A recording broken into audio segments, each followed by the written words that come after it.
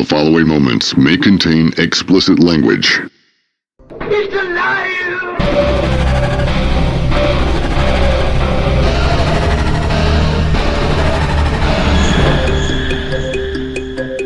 Welcome to where the weird ones are.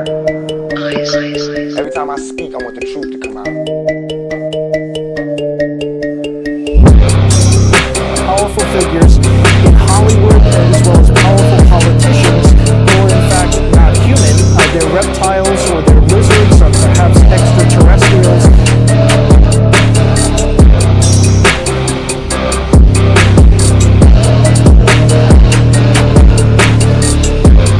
I don't think it is a human. I think it's a Sasquatch.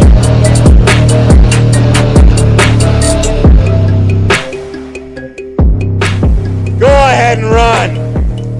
Run home and cry to mama.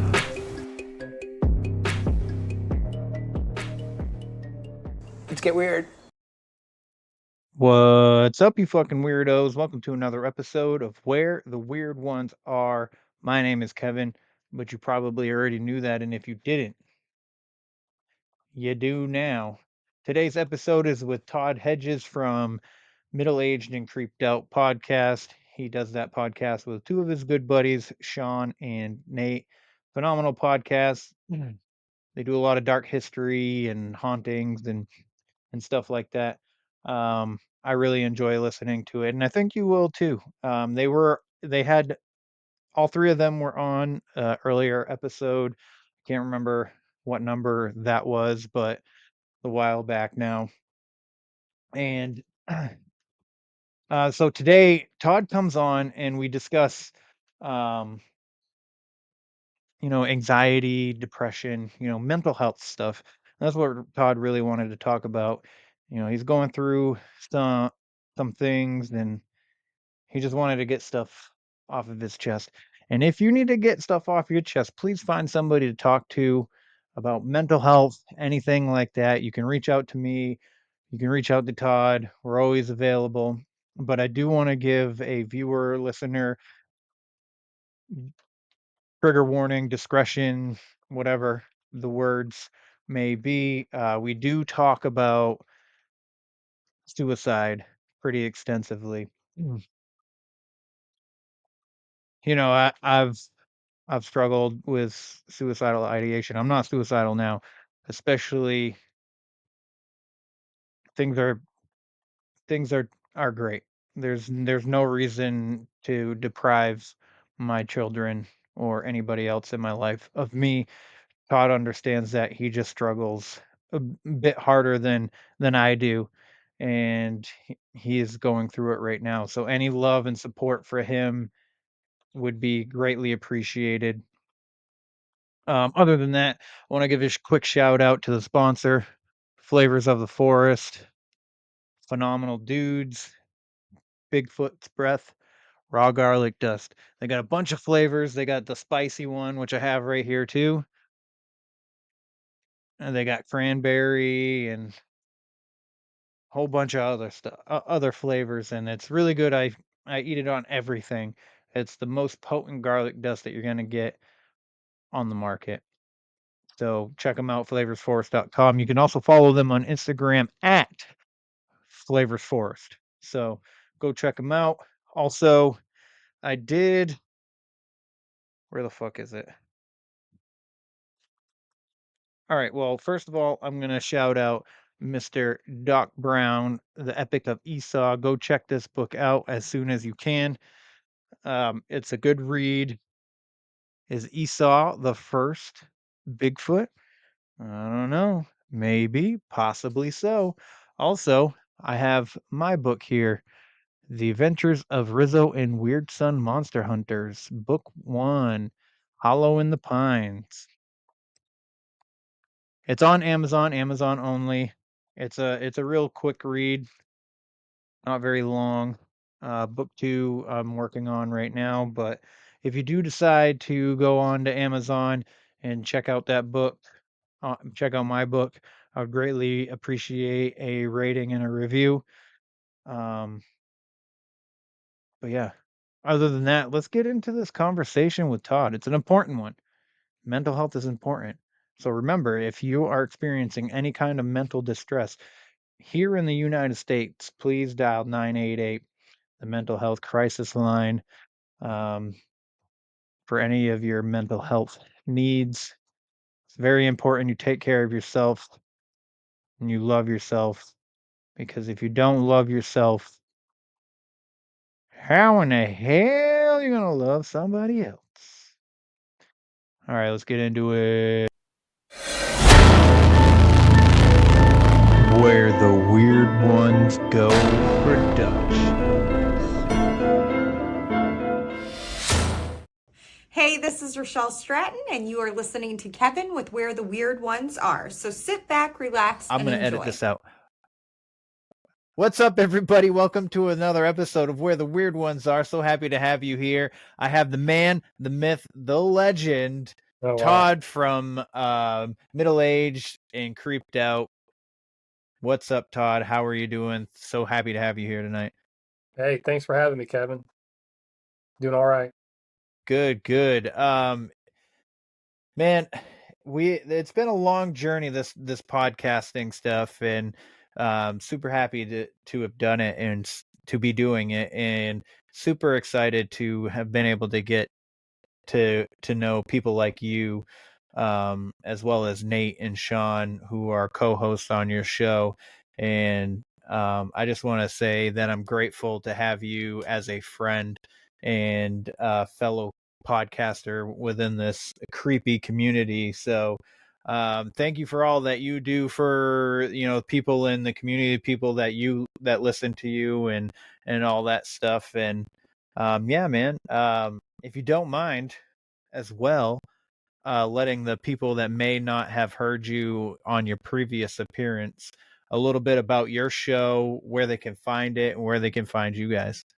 Yeah, well, I'm Todd, and my co-host is Sean, and our producer, tech engineer extraordinaire is Nate. And we do a paranormal show called Middle Aged and Creeped Out. We've been doing it for a little over 4 years, which is crazy. Yeah, we're just having a blast doing it, talking about the creepy stuff and integrate mental health awareness as well, because that's important to us. Mm-hmm. And, we talk about everything from ghosts to cryptids to UFOs and all that good stuff. And you can find us on any listening platform. You can reach us by email, which is makopodcast@gmail.com. And Mako is with 2 A's. And we do most of our social media on Instagram and Facebook. We're on X and TikTok, but we don't do a whole lot on there. So that's kind of who we are and how you can find us.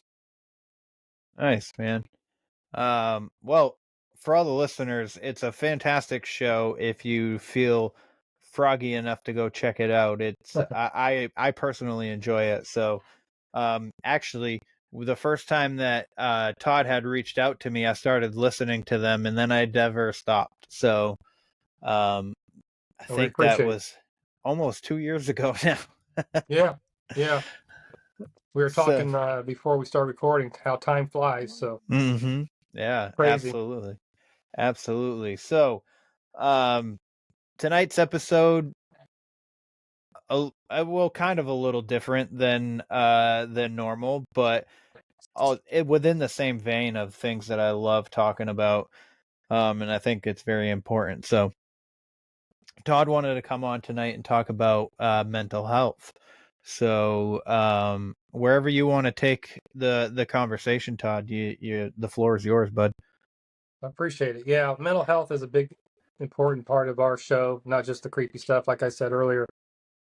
And I think it needs to be talked about more. There's still a stigma about mental health, about depression and anxiety and things that come from that.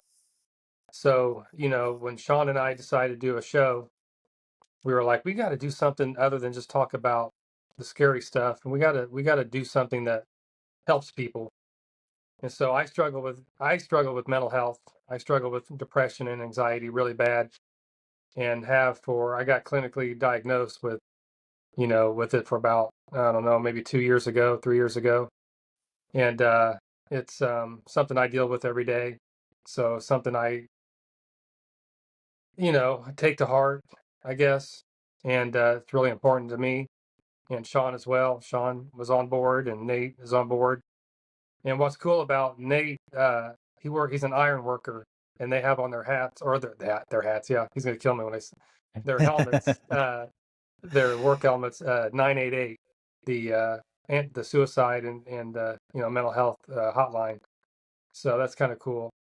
So it's just something that we've tried to grow, as far as the community, be there for people. We're not professionals by any means, but if somebody wants to reach out by email or message us on Instagram or Facebook and just maybe they need a encouraging word or something like that, we're here to help as much as we can. But we definitely encourage the people that if it's so deep that they need professional help to please do so. Don't wait to reach out. So yeah, and we give out the numbers on our podcast, the 988 and the 741-741. So yeah, that's kind of where how we started and where I'm coming from. Like I said, I deal with it every day. Some days are better than others, but there's not a day that goes by that I don't have anxiety or I'm going through a rough time right now with a divorce. So talk about depression. I have that to battle. So Yeah. it is what it is. So Yeah, I mean, the storm always passes, right? But that doesn't mean that we don't have a hard time dealing with the storm when it's here. You know what I mean? right. We can, try and prepare ourselves for a flood, for a leaky roof and whatnot. But once the storm's here, we're just it's almost like we're just throwing mud at the holes to Right. try and keep out the rain. So when we go through things like what you're going through now, it gets a lot harder because it almost seems like the storm is never stopping. It's a situation that you don't necessarily want to be in. Mm-hmm. You obviously you expressed to me before we started recording that's not something that you wanted. um I've been I've been um I've been married once. I was in a really serious relationship a few years back now, in which actually set me on to this podcast journey, and I'm kind of glad that it happened now. But when I was in it, it was like my world was falling apart. I lost myself completely. I was I wasn't eating. I was depressed. I was barely eating, and I was going to the gym and going to work, and I had lost a bunch of weight, but I still felt strong, which is weird. So like the gym has been a really big part of my mental health battle, and it's helped me fight back against it, because there's things that when you're pushing yourself to a limit that you didn't think that was possible for yourself, Mm-hmm. not necessarily for any human being, but just for yourself. It's like self gratification, and I think when we're in relationships, we sometimes lose who we are, and it takes kind of like a split or a storm per se to kind of help us come back to ourselves, kind of trying to do that shadow work in a way, to bring us back to from where we were, if that makes sense. Yeah, it does. Yeah. I was telling you before we recorded, I was married before and got divorced, but we didn't have any kids. So Mm-hmm. not that it was easy, because I definitely went through depression and I was upset about it and all that. But looking back, I'm like, and that was 23 years ago. So now going through this, we have a freshman to be and a senior to be, and it makes it hard because I don't see the kids as much as I would like. I'm not in the house. I don't see our dogs as much as I'd like to. Just all that normal everyday stuff that I hope I didn't take for granted, but it's hard. It's really hard. And even when things were good, though, even before the divorce or the separation, I should say, because we're technically not divorced yet. I was going through depression and anxiety, and I didn't think I was, but man, looking back, I'm like, I was depressed and dealing with anxiety to a level that was not healthy, you know. And so, and then now just things have kind of piled on with the separation and going through a few other things all at the same time. It's rough.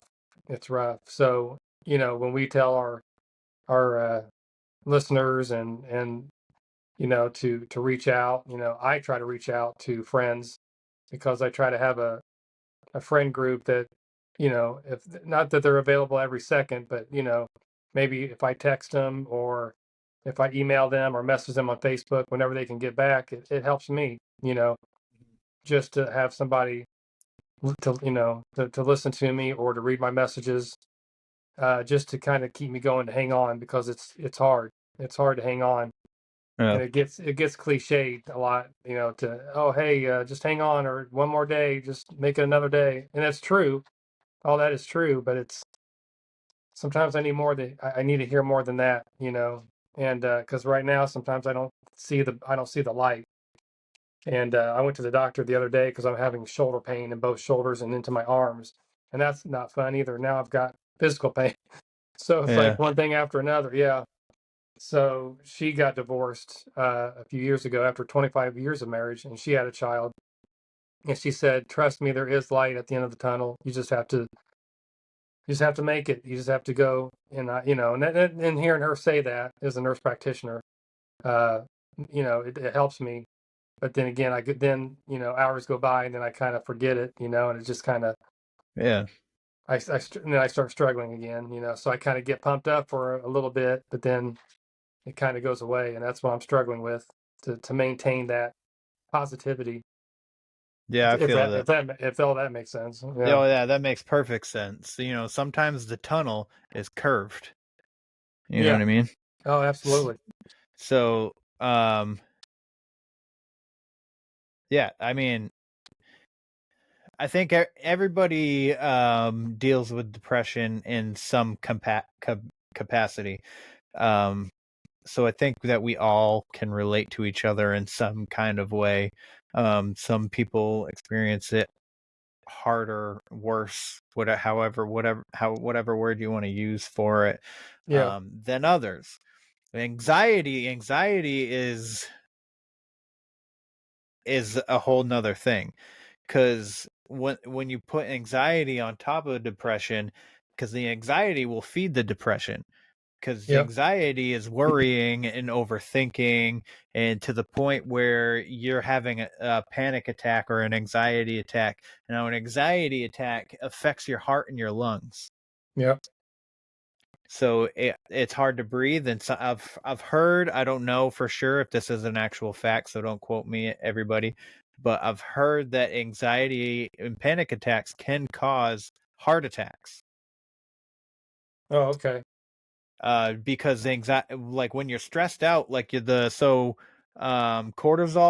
is the stress hormone, and when you're too, because anxiety is essentially stress. Mm-hmm. You're building up plaque in your arteries, which will cause a blockage to your heart. Wow, that's crazy. Yeah. So, and I'll tell you this, Kevin, the anxiety is worse than my depression. yeah. As much as I'm depressed or I get depressed, the anxiety is, man, it's hard to deal with.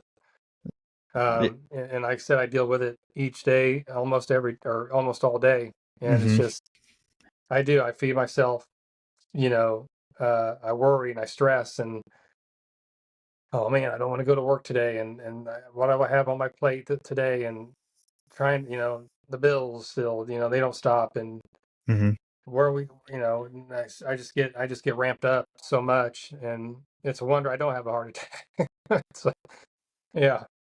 Yeah. But it's tough. It's really tough. Where do you think that all this started for you, you know what I mean? Like, where do you think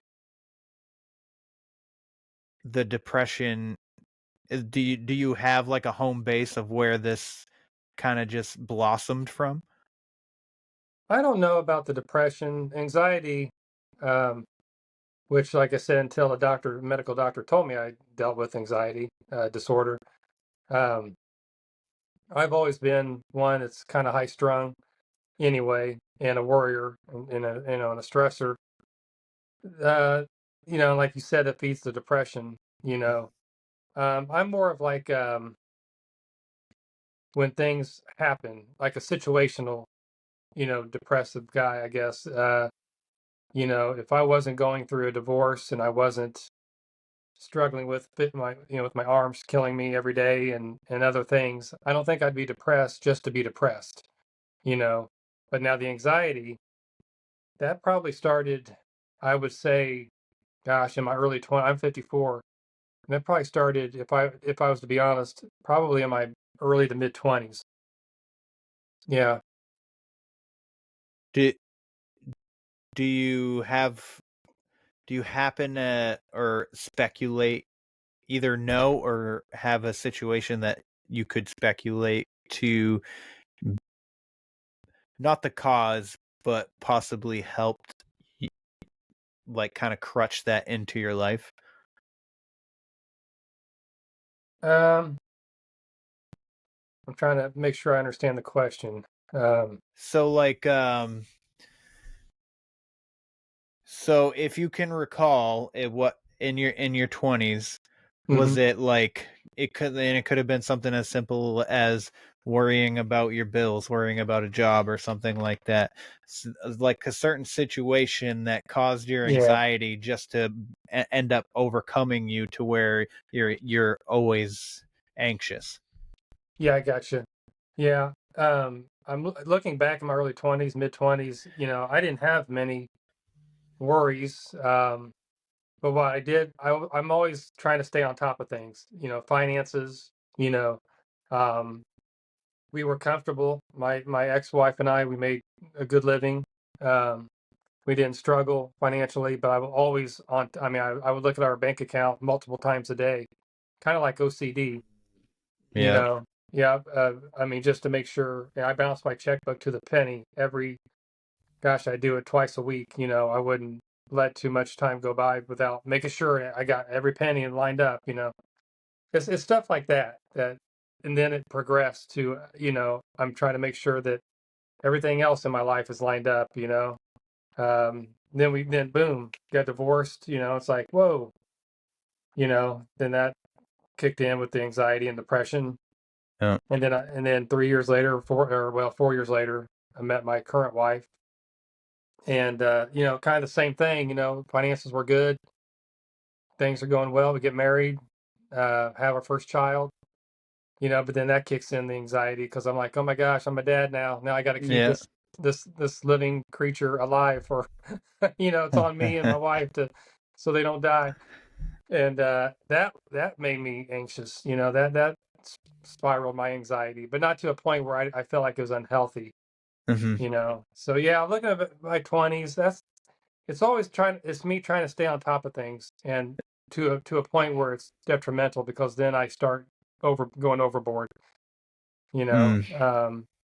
And I still have that tendency right now to do that. And when things are kind of going bad as they are, it's Yeah. tough. It's really tough. Yeah, it kind of seems like I mean, this is not a clinical anything. This is just my perspective. It kind of sounds like your anxiety is induced by out of control. Like when you Yes, feel out of control, that's when things are out of your control that you experience this. absolutely. You nailed it. Yep. So yeah, um, I also have really bad. It's not that it hasn't been bad lately. But I got it once I was in a relationship with my ex, and I've talked about my ex numerous times. She might even be watching the YouTube channel right now. Who knows? I don't know. I hope she healed. I hope she's moved on and everything. But she Sure. had anxiety her entire life, right? So like everything had to, hers was the same thing, the control thing. Everything had to be perfect. Everything had to be like good. The finances needed to be good. Just everything had to be even keel. Yeah. And so when we were together, there was at first, like, I've always been a laid back kind of person, just go with the flow, whatever happens happens and all that. But with her, it became me worrying about what she's doing. Like Mm. like do I need to help? Is she going to get mad at me if I'm not helping? Is she going to get mad at me if um if I'm sitting down? Like, because I'll be honest with you, there were times when I would sit down to relax, and she would get upset that I wasn't doing something. You know what I Gotcha. mean? Yeah. So it was stuff like that. And then once we started going through, actually, I had a couple like breakdowns that she didn't even really know about, but um where started hyperventilating because I thought she was going to get mad at me because I forgot something or something like that. Like I Right. forgot, like I know there was I'm a serial forgetter. I'm gonna be honest with you. Like didn't forget about Mother's Day. I just didn't realize Mother's Day was coming up this past weekend, and I was kicking myself in the butt for um not being prepared for it. But Gotcha. Yeah. and once we broke up, it was my anxiety just like hit the roof. And I was having panic attacks almost once a week. And Oh man. I wasn't eating, like I was saying, I wasn't eating, and I was going to the gym. It's bad combination, because where am I getting the energy to hit the gym? You know what I mean? So Yeah. like I'm pulling muscles like almost every time I'm there at this Yeah. point, because I'm not, eating to repair the muscle. Right. So yeah, that's where, for me, that's where it came from, worrying about um was worrying about her getting upset about anything and everything. Because I'll be honest with you, she knows, especially if she ends up watching this, which I don't care if she does. But like, she did get upset about a lot of little things that I personally didn't think it was a big deal.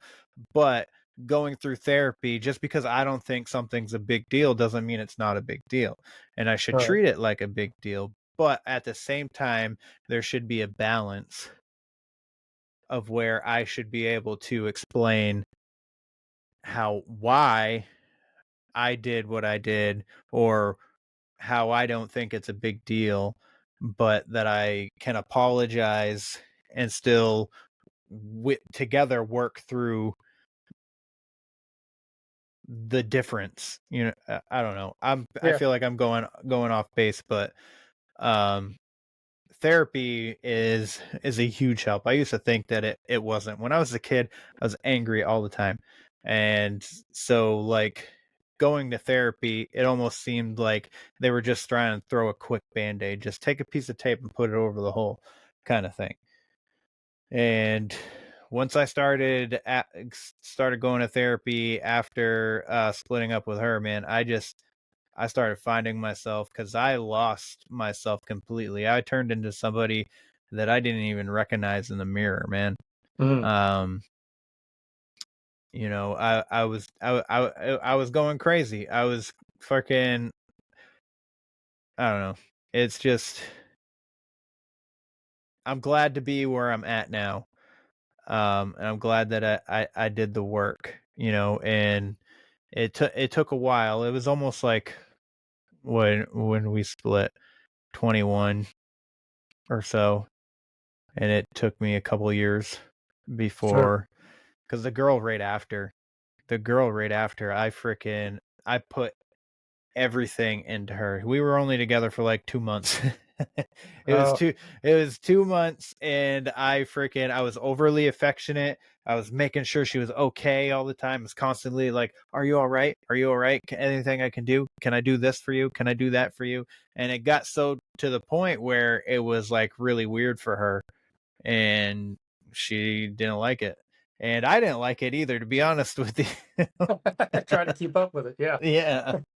So like I was so scarred from the previous relationship that I tried to overcorrect it in the next one, and it ended up being ending too fast. And now that I'm with Allie, we have a baby.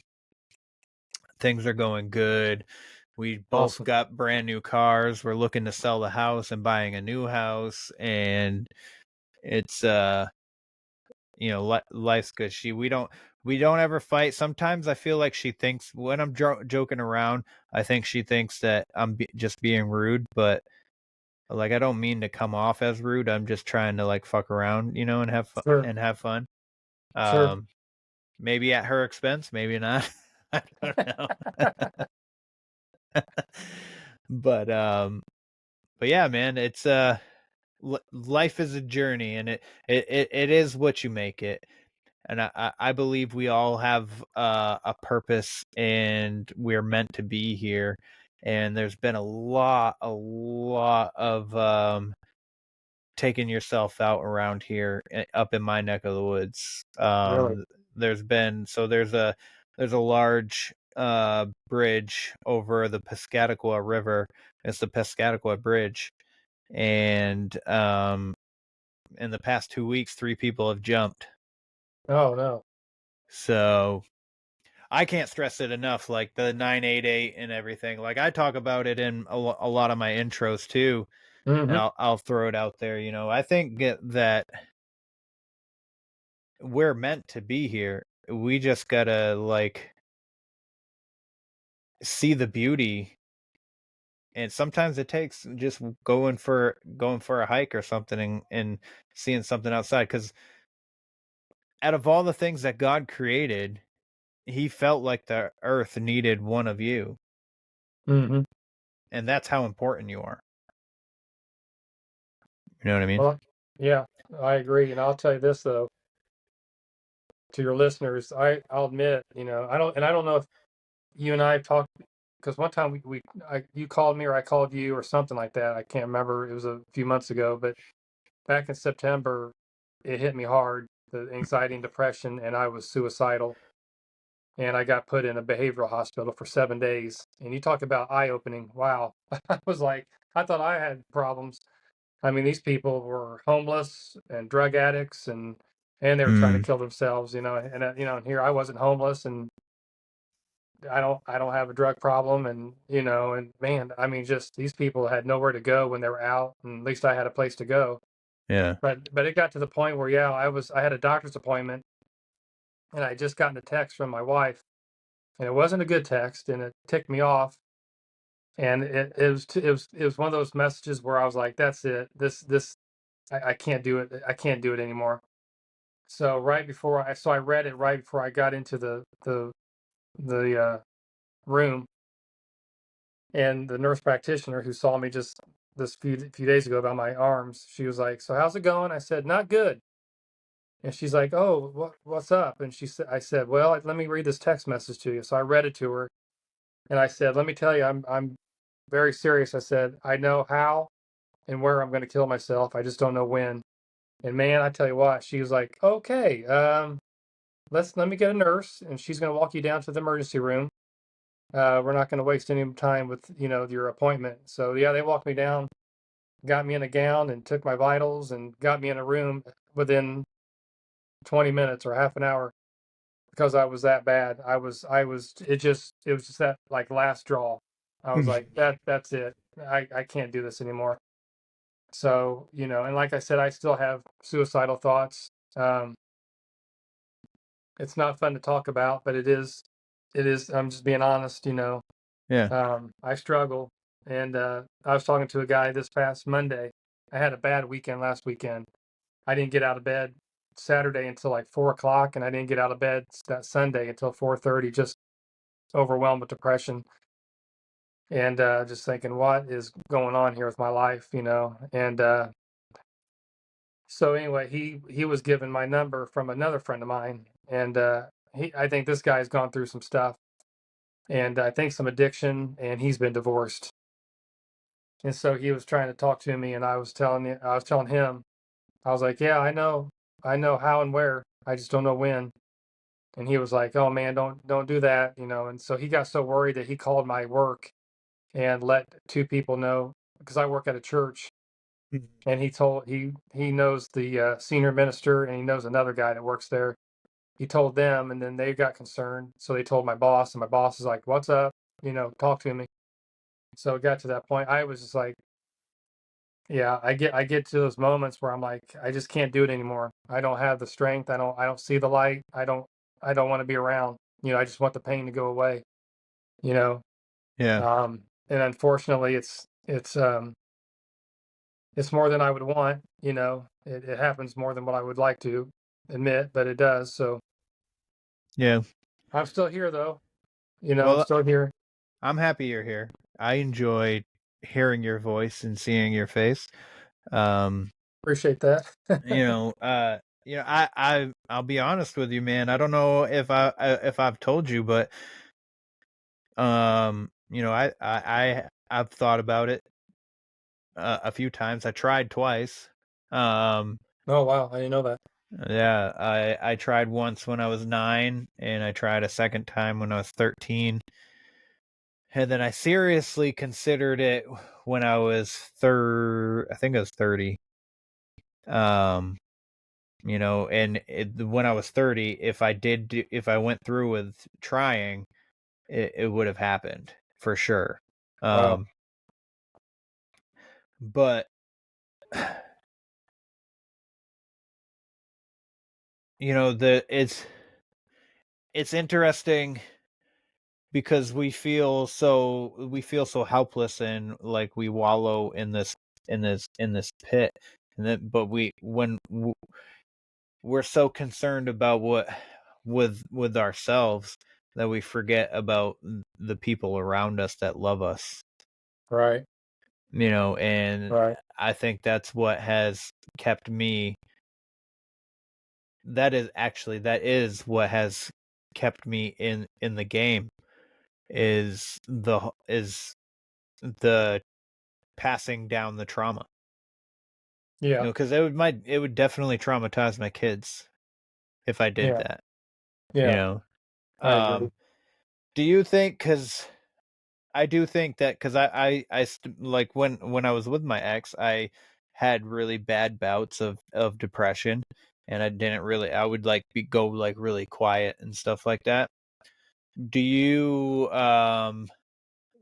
think that during the course of your marriage, whenever you would have your bouts, do you think that she blamed herself for how you were feeling? No, I don't think so. Oh, okay. No.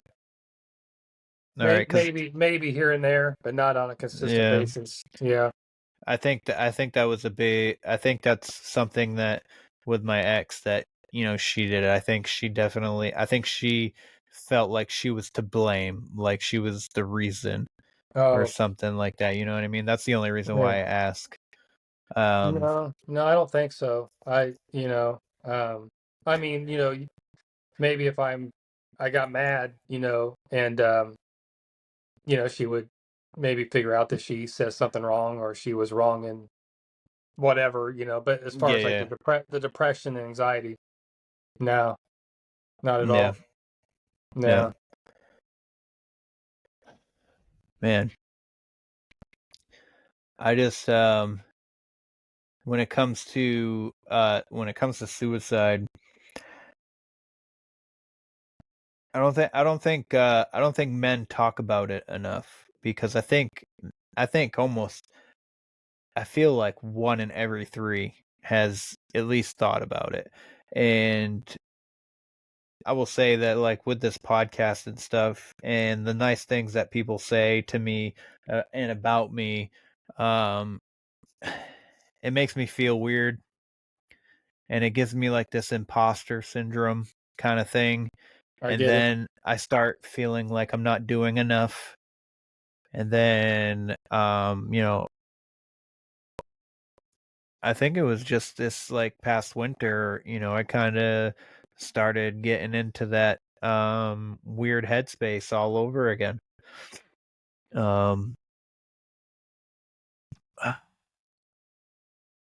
And it was, and if, and it's and I don't want Allie or any of my kids to ever think that me feeling that this way has anything to do with them, because it's not. It's something that's been seeded into me long before they were even a part of my life, and it's just something that we struggle. And same with you. It's just something, and with most people, even it's just something that kind of just like lives in the back, in the shadows of ourselves, really.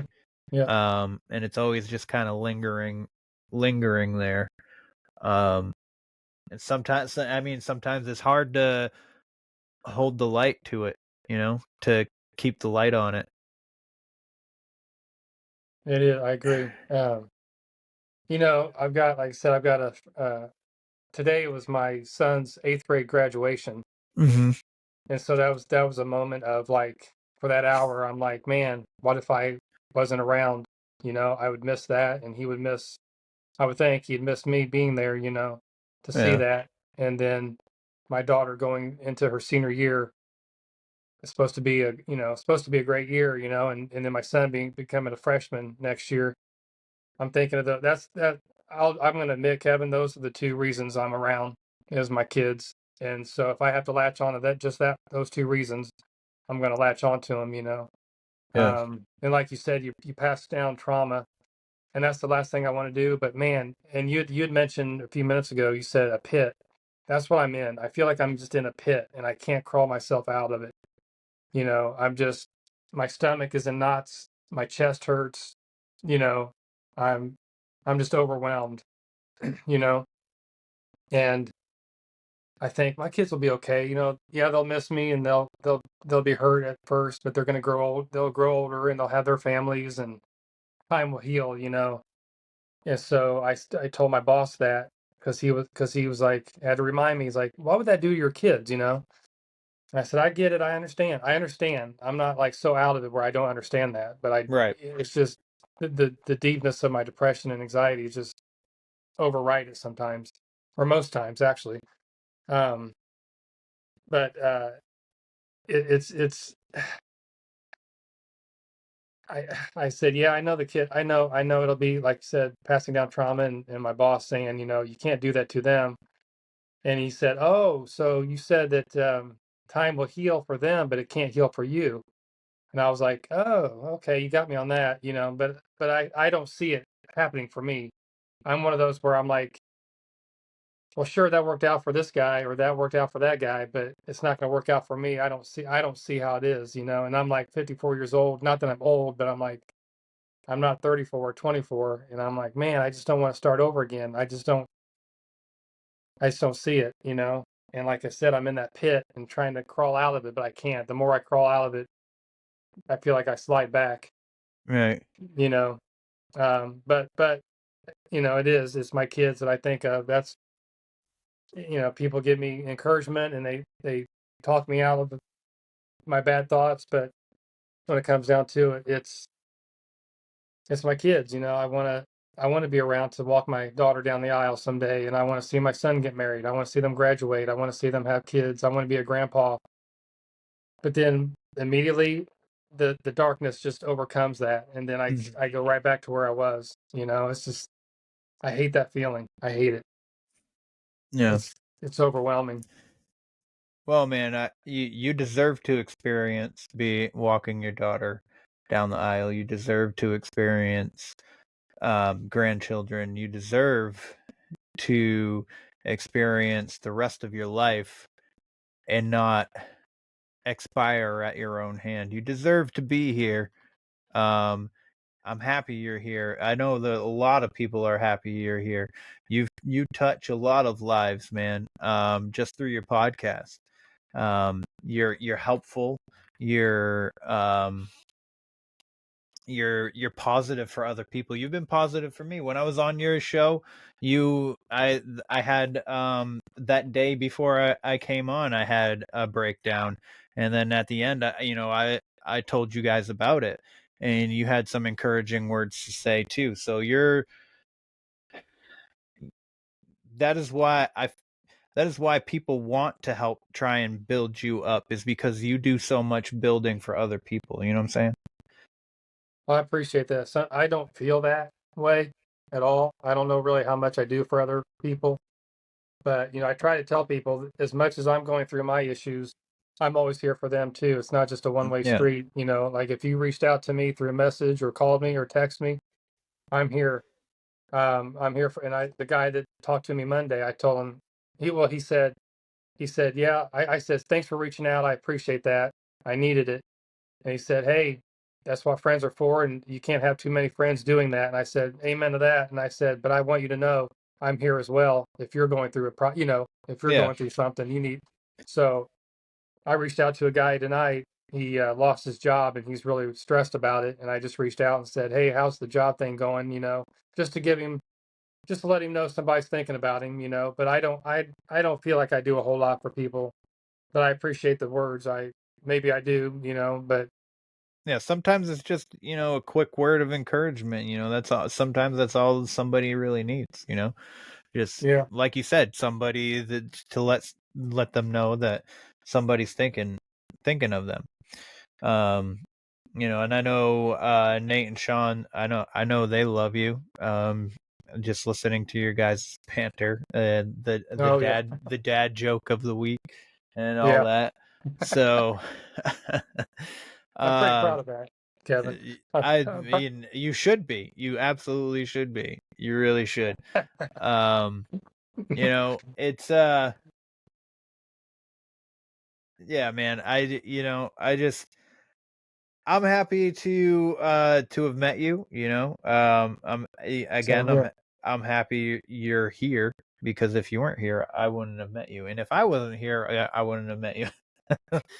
That's um true. That's true. Yeah, so like I know that if I try now, that I will be done, but I'll make it. It will happen. And like you said, the same thing. My kids are what grounds me here. Um, I just there was a lot of things with my childhood that I don't know.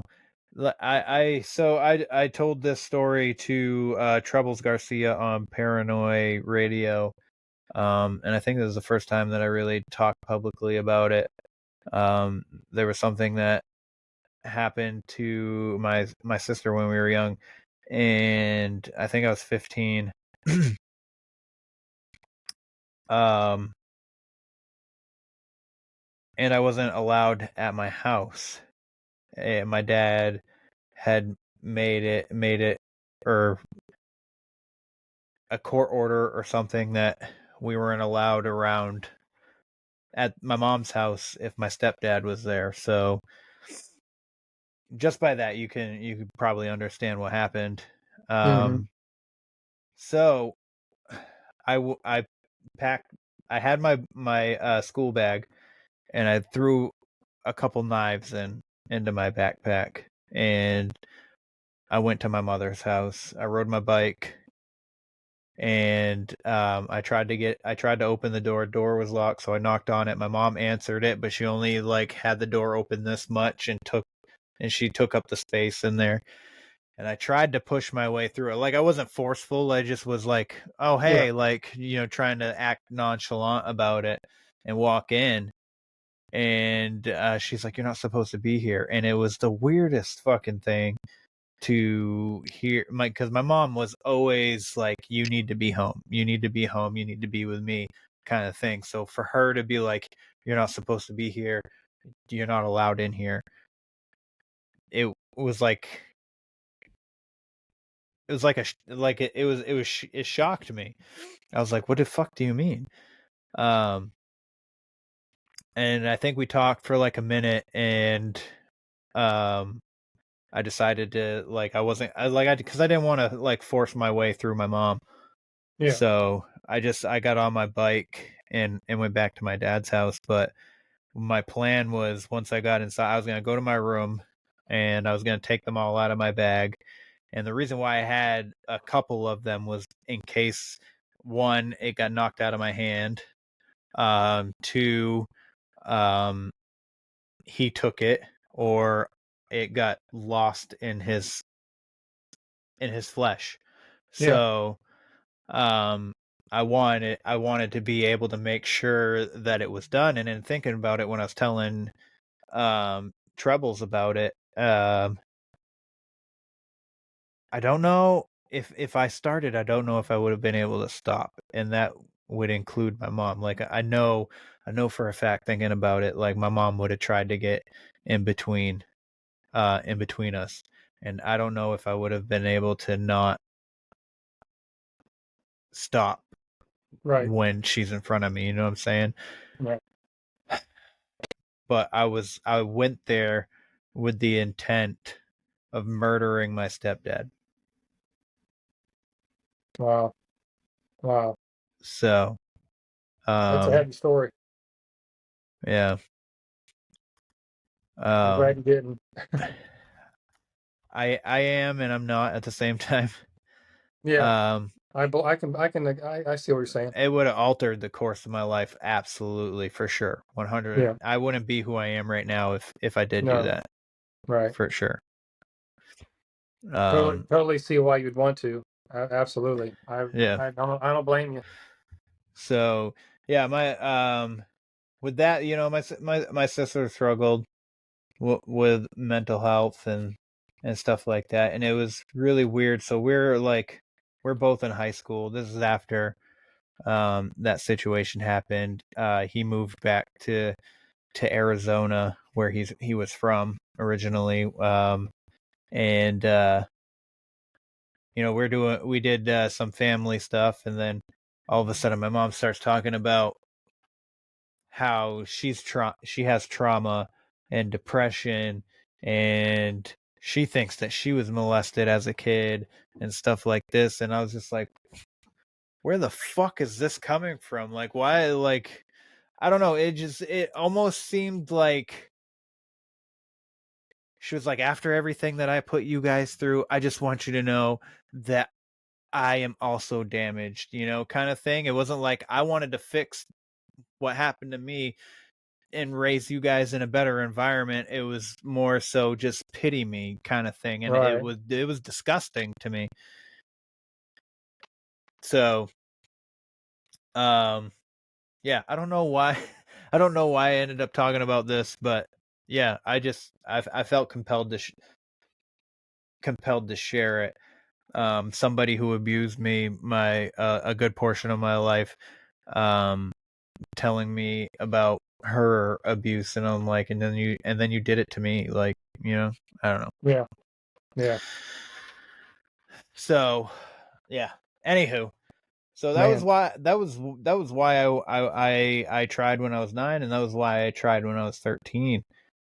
You know, I'm glad I didn't. I wouldn't have gotten to experience a lot of the things that I experienced. I wouldn't have met you. I wouldn't have my kids. I wouldn't have met a lot of the amazing people that I've met. And you know, I still go through these times where, like I said early on, and once we started recording, like this imposter syndrome, when people are saying so many nice things about me, just like when I was just saying things about you, and you were like, I don't really feel that, but Nope. you know, I don't too. I don't, and it makes me feel weird when, you know, if people say something, I'm like, oh, stop. You know, no, that's not me. That's, you know, and Yeah. I deflect, because it growing up, I was never really told. I didn't get positive and reinforcement and stuff. So yeah, man, I think taking life minute by minute, second by second, day by day, is the best that we can do. We got to keep walking we got to keep heading to the storm so that we go through the storm. We can't run away from the storm, because if we're running away from the storm is going to catch us, and the longer we're in the storm. That's a good way to put it. Yeah, I feel like I'm in a storm, it's just I can't go backwards, but I'm not able to go through. I'm not through it, and maybe as time progresses, the divorce gets final, we sell our house, we take some of that stressful stuff off our backs, Yep. And then, I can save some money and get my own place, again, maybe that's the light at the end of the time. I don't know, because I just don't know how this is going to play out, and I'll be honest, I talked about suicide, where I talk about, geez, I think about, maybe if I just die of a heart attack in my sleep, where I didn't take myself out, but I just died of natural causes, and maybe that would be better, where I don't have that.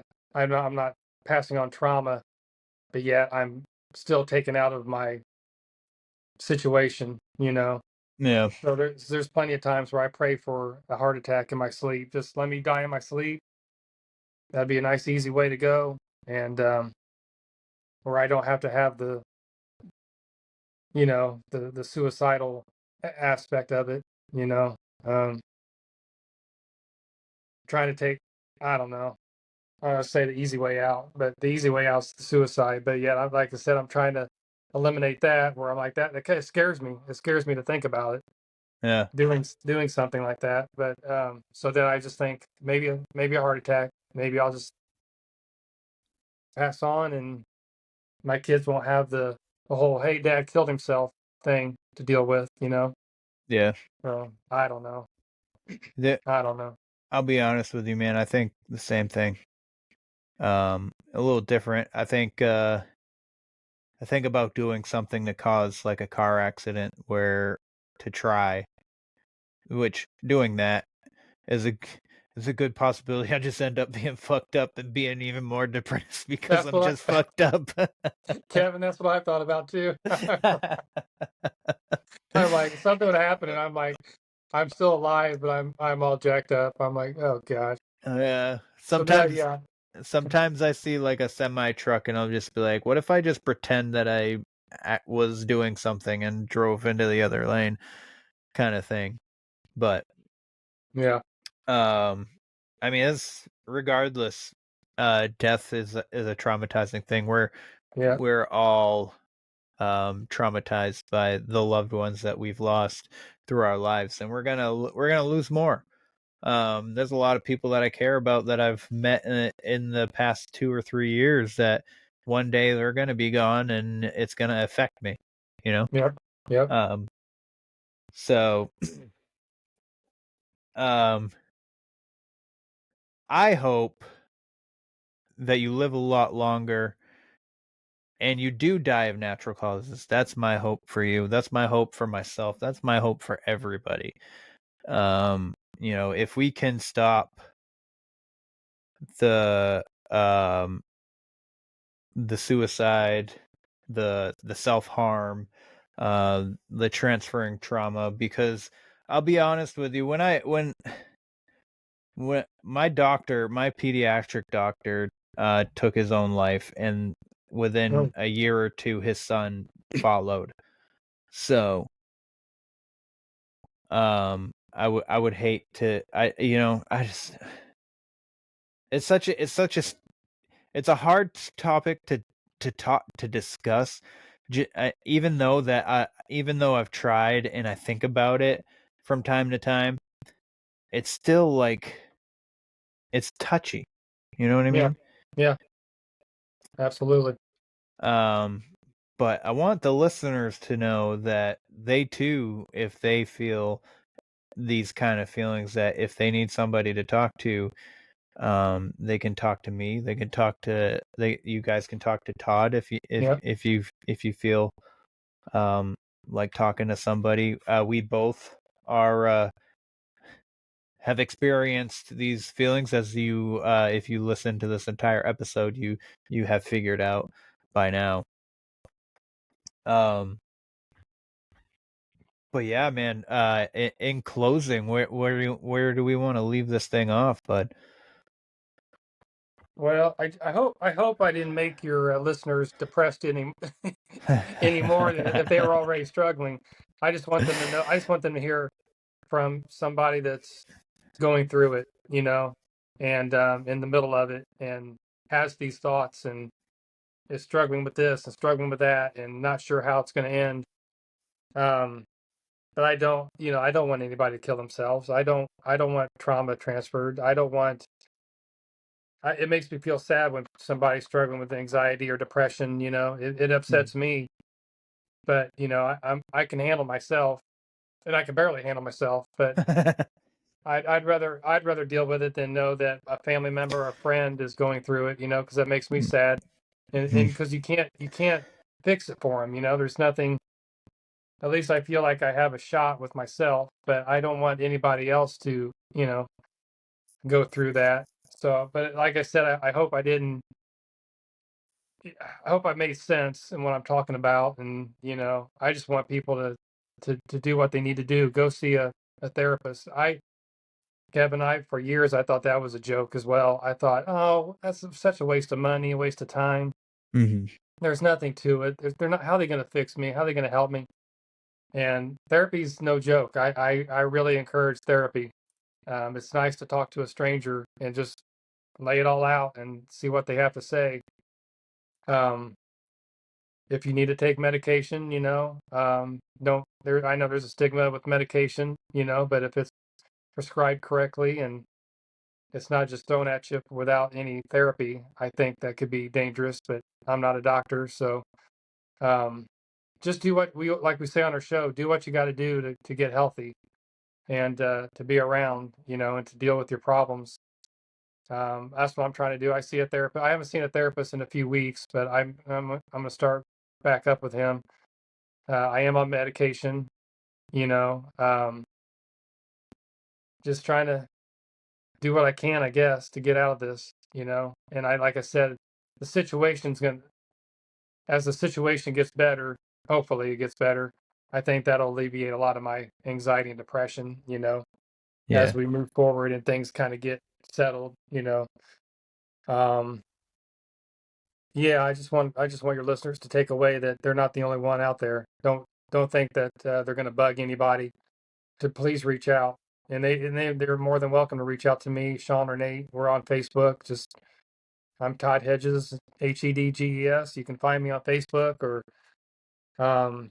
like I said, or hop on our Facebook group, or join our Instagram. We try to put jokes on there and things to lighten up because there's so many dark things out there in this life that it's kind of nice to have a way to put some fun things in, in social media, just to maybe make you laugh for a minute, Yeah. So, yeah. Absolutely. Anything we can do, anything like, and you were saying you feel like sometimes like an imposter. That's what I feel like. I feel like that doing our podcast for 4 years now. I still feel like, am I really doing a podcast? Am I really, do we have listeners? Am I really making sense on the, like, I don't know. Am I worthy of somebody listening for an hour? I do. I think about that all the time. Yeah. But, I guess I'm doing something right. Yeah. You are. I think a big part of, excuse me, I think a big part of life is just experiencing feelings, Yeah. We have these feelings, although they're dark, like you're feeling them pretty hardcore right now. Yeah. I think that the best thing that you can really do is to just let yourself feel it. Yeah. You don't need to do anything. You don't necessarily need to do anything. Things that you can do to make yourself feel better, but sometimes that's running away and it's not confronting, So yeah. I think if I ever have the best advice, don't get me wrong, I'm not a therapist. Again, I cannot stress this enough. So don't take anything that I say in a therapeutical way. But I think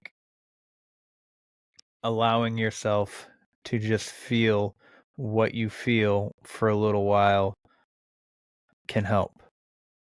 Yeah, that makes sense. Because like once we start feeling this way, we're getting dark and stuff, we're immediately trying to do something to get ourselves out of the funk. And I just think that sometimes we need to sit alone in a room and just like be like, man,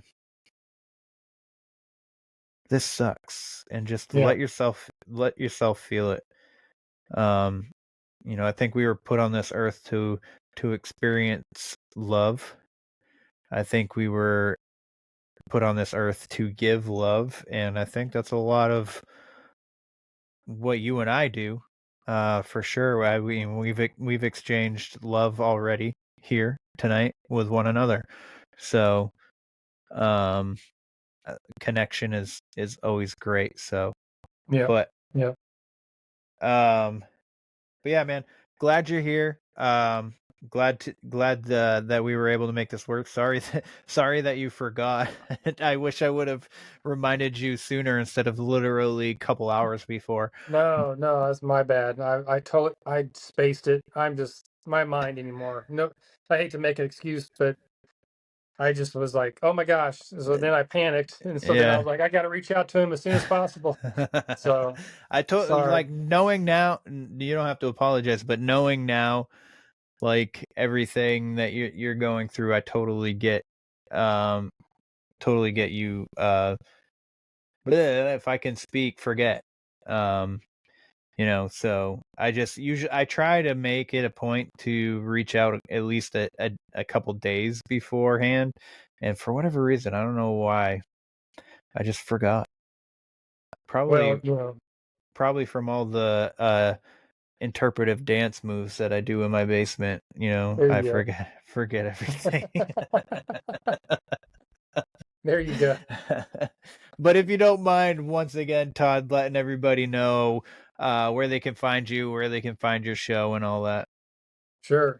Again, I'm Todd with Middle Aged and Creeped Out, and my buddies are Sean and Nate. They do the show with me.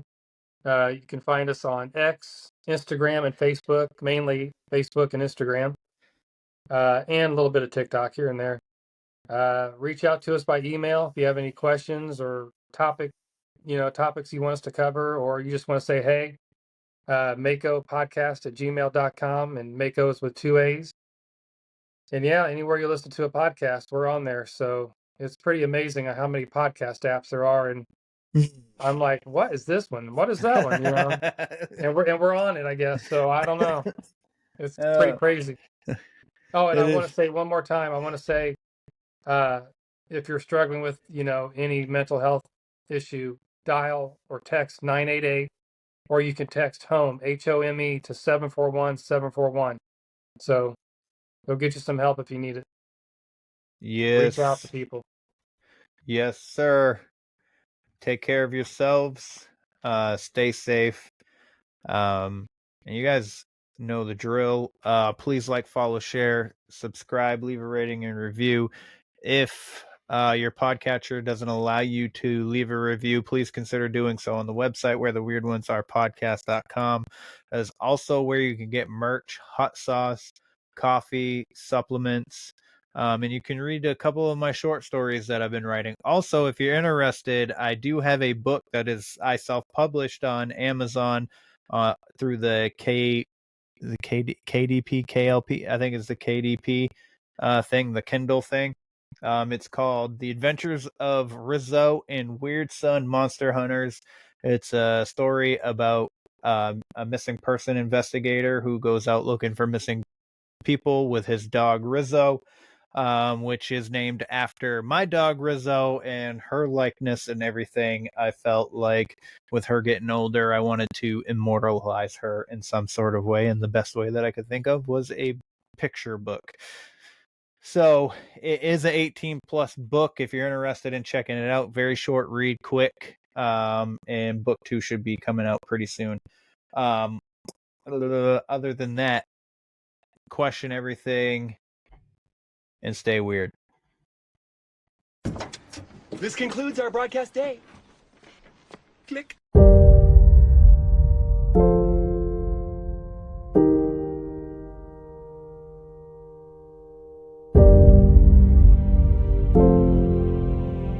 Because in the end, none of us have very long on this earth. Life is fleeting. And if you're ever distressed, cast your eyes to the summer sky, when the stars are strung across the velvety night, and when a shooting star streaks through the blackness, turning night into day. Make a wish.